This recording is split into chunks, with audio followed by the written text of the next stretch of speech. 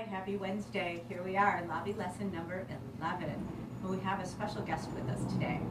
This is Andrew Goforth, and he is here to help explain what roll and release is and why it's important to our bodies, and how it can help overall health, wellness, and well-being, as well as help your yoga practice improve as well. So Andrew has been coming to Good Karma for a couple of years now, and I keep inviting him back because this stuff really works. Knots in your body can cause pain, and it can also damage muscle tissue.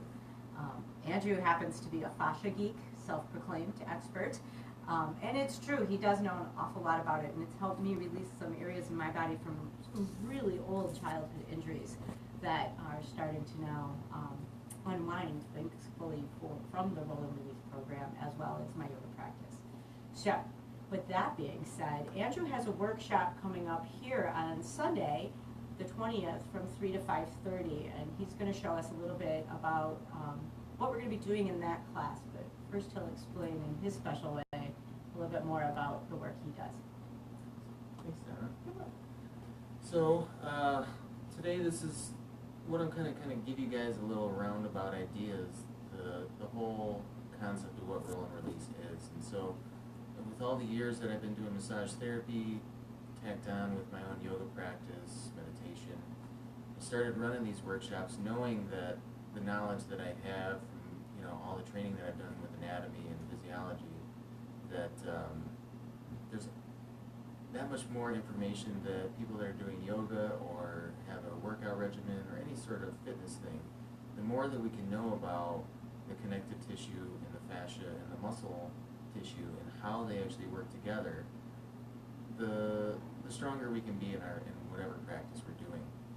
And can you give me that ruler real quick? I sure can. So what I've kind of taken it upon myself is a self-proclaimed healer of healing the wounds of people that have dealt with these things at the gym or wherever they go, because most people, when they see these things or they have someone demonstrate to them, they just have them roll across it really fast, and they go through these quick regimens that usually hurt really bad, which makes people, one, never want to get back on the thing, and two, not really know the benefit that they can attain by having sort of a mindful practice, just like we do in our yoga practices when we approach props like this.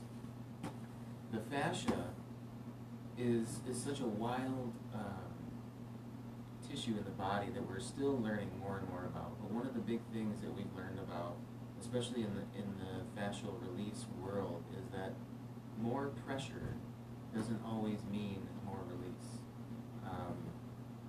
And that also goes for pain.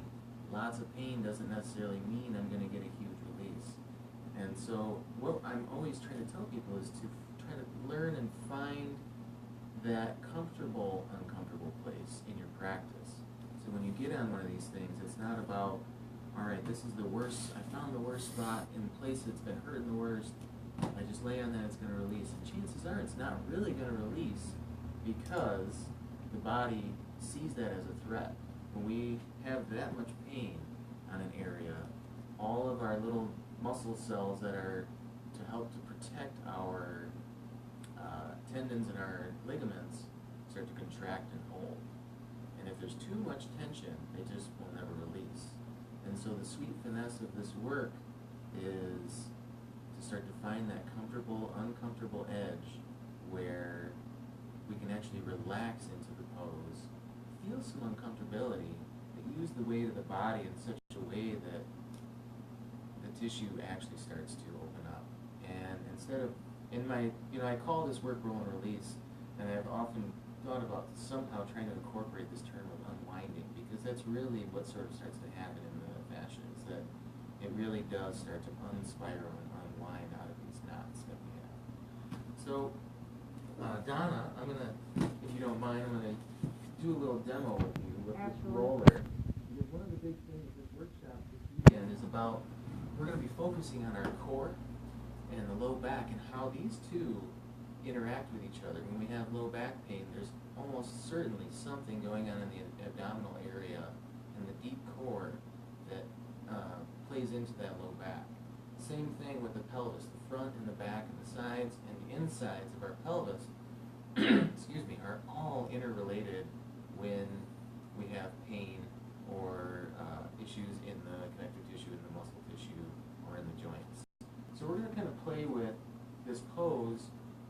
outside of the hip.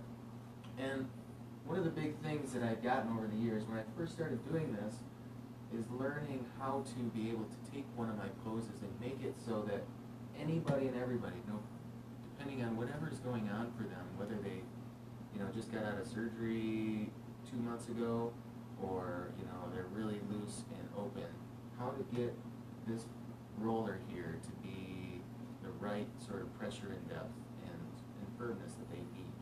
So each of these poses that we're going to go through in this workshop can cater to everybody, whether it's, again, you have a serious injury or you're just looking for something, to dive a little bit deeper into your practice. So what I'm going to have you do, if you wouldn't mind, Sure. just kind of sit down on it.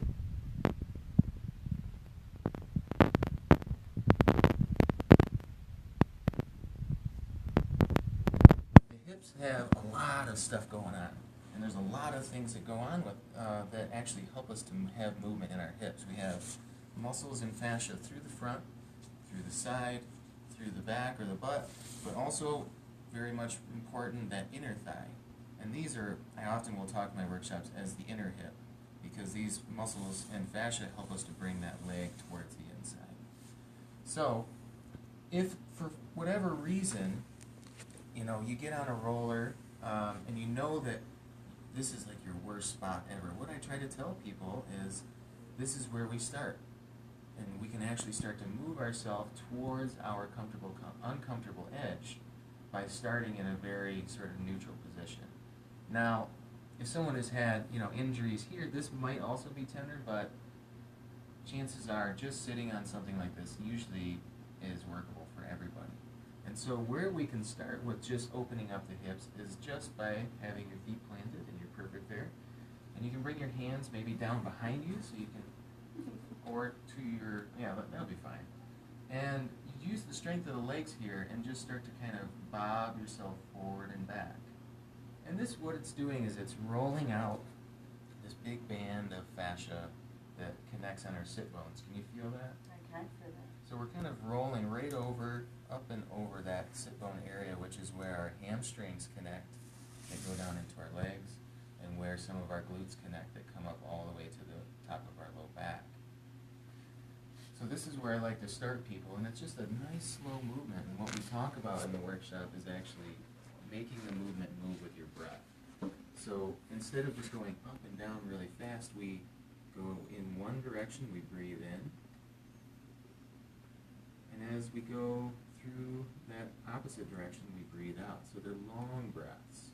And that slow breath, especially through our nose, helps to keep the sympathetic or the parasympathetic nervous system, which keeps us sort of calm and in that rest and digest place through our practice, rather than getting up into a fight or flight situation, which a lot of times when we have pain, we tend to get up into. We panic, or we go, freeze up.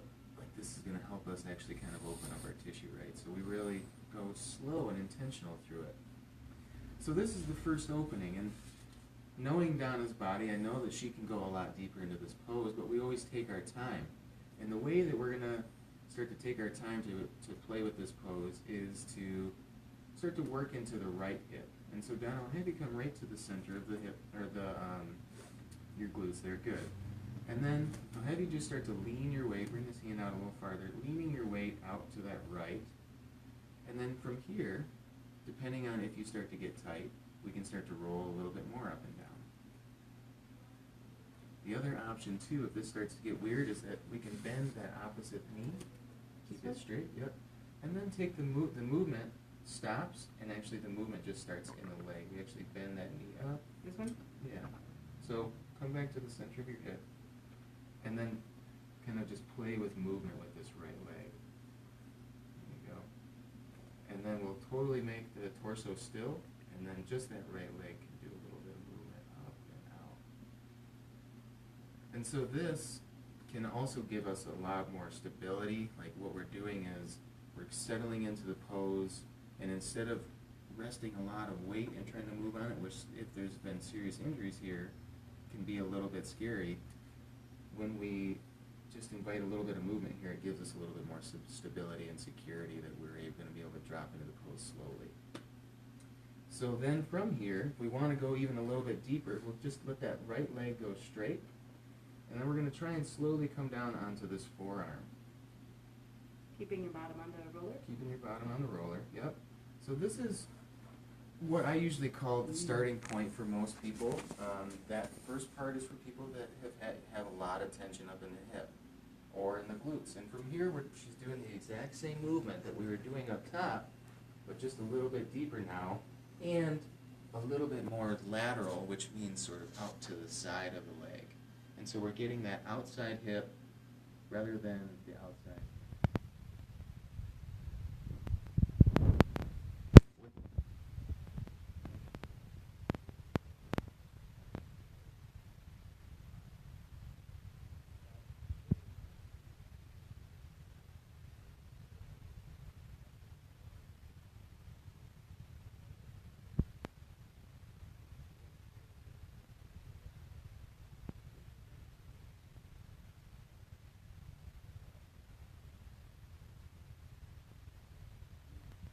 So I like to invite people to breathe up as we go up, and then as we fold forward, we take a nice exhale. And as we fold forward, this movement, as you can see what she just did, rolls towards the front of that hip. And then we can lift back up as we breathe in, and this back foot holds weight here. And as we exhale back, she's getting now back again towards that back glute. And this is a beautiful movement. It feels really good. It has a way of squeezing out all the toxic waste that can build up in our hips if they're really tight or if we've had injuries. How's that feeling? It feels really good. The trick is to go slow and not to hurt yourself. Right. And that's the key thing. And that's, again, like I spoke to at the beginning, you know, when we start to go fast with a roller, we can disassociate, because if we get too much pain for what we're able to handle in that moment and not be able to breathe with, it's almost like we literally kind of step outside ourselves. We start thinking about other things, think about a happy place, and I'm not a firm believer in that. I want to be able to come here and be present with what life is giving us, right? And that's what our yoga practice is usually about. It's about expanding our comfortability out there in the world, not just here on our mats. That's always my goal. So the last portion of this pose, if you want to come back down, if we want to go just a little bit deeper, we can drop that hand, that's this hand here, to the floor. Take some weight into that hand so you can lift this shoulder up and out and let that arm come long. So now down is about as far and as deep as we can get into this pose, because all of her weight now is supported by this roller. It's like all the pressure is coming down through this hip. The last stretch that we can do here, if you want, is to start to move and undulate this top hip forward and backward. And these last little bits, what we're playing with is we're trying to find a spot that feels like it has a little bit more tension that we might be able to release. And again, we're not looking for like the bullseye of a dartboard, the most painful spot ever. We're actually looking for like that second or third ring out towards the outside. Because when we hit spots like that, these spots have inverse reactions towards that red hot spot, and actually everything starts to respond and open up.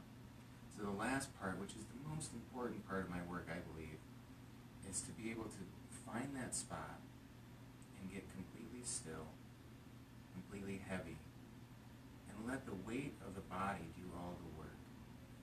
And Donna is doing a beautiful job here in this pose. Like, you can tell there's no tension here through her top half. Looks like she's napping. She's taking a nap over here, which is beautiful. And the lower half is even very relaxed. When we have this much softness in the body and a little bit of tension here on this other hip that she's trying to release, this is signaling to her nervous system and to her whole body that it's okay. Let's start to unwind. And sometimes that unwinding feeling will feel a little itchy, maybe a slight burny. Sometimes we don't feel anything at all.